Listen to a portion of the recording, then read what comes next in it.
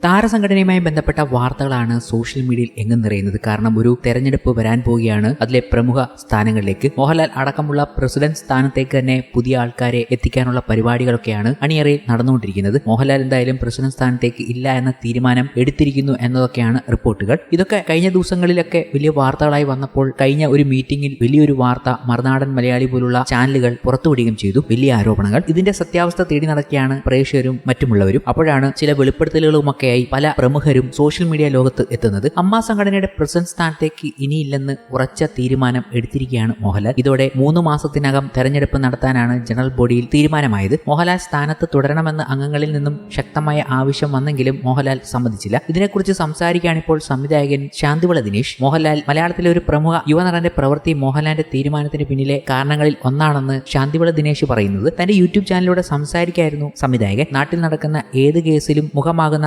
നായകനായ ഒരു ചെറുപ്പക്കാരൻ 1-2 പടം വൃത്തിയായി ഓടിയപ്പോൾ ഇനി ഞാനാണ് സൂപ്പർ സ്റ്റാർ, കൊണ്ടുപോവാ 10 കോടി എന്നൊക്കെ ആവശ്യപ്പെടുന്നുണ്ടല്ലോ. ചുരുങ്ങിയത് 30 കോടി മുടക്കുന്ന സിനിമകളിലെ ഇനി അഭിനയിക്കൂ എന്ന് പറയുന്ന ഈ പൊട്ടൻ ചെക്കൻ അവന്റെ ഫേസ്ബുക്കിലിട്ട പോസ്റ്റിൽ മോഹൻലാലിനെ മാത്രമല്ല ആർക്കും പരാതി പറയാൻ പറ്റാത്ത അത്രയും സിമ്പിളായി ജീവിക്കുന്ന പ്രണവിനെ പോലും തരംതാണ രീതിയിൽ എന്തൊക്കെയോ തെറി പറഞ്ഞു. ഇതോടെയാണ് അമ്മയുടെ തലപ്പത്തേക്ക് ഞാനില്ല എന്ന് മോഹൻലാൽ ഉറപ്പിച്ച് പറഞ്ഞു എന്ന് ഞാൻ അറിഞ്ഞു. പ്രണവിനെയൊക്കെ ആർക്കെങ്കിലും എന്തെങ്കിലും പറയാൻ തോന്നുമോ? പ്രണവ് ആർക്കും ഒരു ശല്യവുമില്ലാതെ ജീവിക്കുന്ന ആളല്ലേ. 2 പടം ഓടിയപ്പോൾ മോഹൻലാലിനും മമ്മൂട്ടിക്കും മുകളിലാണെന്ന് വിചാരിക്കുന്ന പൊട്ടൻ ഇപ്പോൾ പറയുന്നത് എന്റെ ഫേസ്ബുക്ക് ആരോ ഹാക്ക് ചെയ്തു എന്നാണ്. നട്ടാൽ കുരുക്കാത്ത കള്ളം പറയുന്നതാണ്. പ്രണവിനെ കുറിച്ച് പോസ്റ്റ് ചെയ്തത് മോഹൻലാൽ അറിഞ്ഞു എന്നറിഞ്ഞപ്പോൾ ആയിരിക്കണം. ഇവനൊക്കെ 1000 പോസ്റ്റ് ഇട്ടാലും മോഹൻലാലിനും പ്രണവിനും ഒരു ചുക്കും സംഭവിക്കില്ല. പക്ഷേ അത് കേട്ട് സ്ഥാനമൊഴിയാൻ തീരുമാനിച്ച മോഹൻലാലിനെ വേണം വഴക്ക് പറയാനെന്നും ശാന്തിവിള ദിനേശ് പറയുന്നുണ്ട്. മോഹൻലാൽ അമ്മ സംഘടനയുടെ തലപ്പത്തേക്ക് തുടരേണ്ടിയിരുന്നു എന്നാണ് ശാന്തിവിള ദിനേശ് പറയുന്നത്. ഇടവേള ബാബുവിനെ പോലെ സംഘടനയെ മുന്നോട്ട് കൊണ്ടുപോകാൻ പറ്റുന്ന മറ്റൊരാളില്ലെന്നും ശാന്തിവിള ദിനേശ് പറയുന്നുണ്ട്. മോഹൻലാലോ വിജയരാഘവനോ പ്രസിഡന്റായും ഇടവേള ബാബു ജനറൽ സെക്രട്ടറിയായും വന്നാൽ തെറ്റുകുറ്റങ്ങൾ തിരുത്തി അമ്മ സംഘടനയ്ക്ക് മുന്നോട്ട് പോകാൻ കഴിയും. ഫെഫ്ക നയിക്കാൻ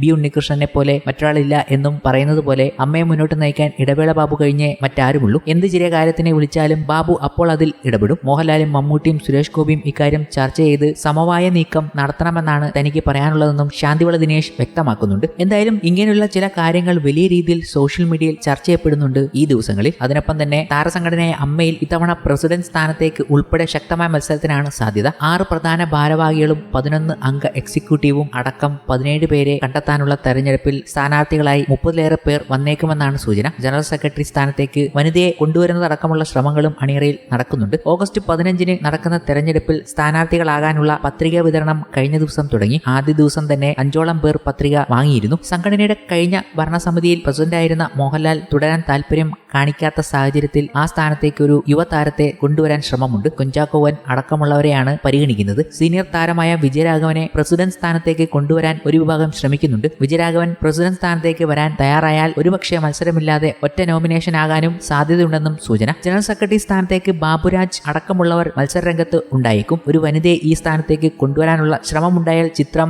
മാറിയേക്കാം. സംഘടനയിലെ മുൻ ഭാരവാഹിയായ ശ്വേതാ മേനോൻ ഉൾപ്പെടെയുള്ളവരെ മത്സരരംഗത്ത് കൊണ്ടുവരാനും ശ്രമമുണ്ട്. അന്തിമ തീരുമാനമായില്ലെന്നാണ് ശ്വേതയുമായി ബന്ധപ്പെട്ട വൃത്തങ്ങൾ പറഞ്ഞത്. മുൻ കമ്മിറ്റി അംഗങ്ങളായ ടൊവിനോ തോമസ്, ടിനി ടോം, വിനു മോഹൻ, കലാഭവൻ ഷാജോൺ, ജയൻ ചേർത്തല, സുരേഷ് കൃഷ്ണ തുടങ്ങിയവരിൽ പലരും മത്സരരംഗത്തുണ്ടാകുമെന്നും സൂചനയുണ്ട്. ഈ മാസം 24 വരെയാണ് പത്രിക സമർപ്പിക്കാൻ കഴിയുന്നത്.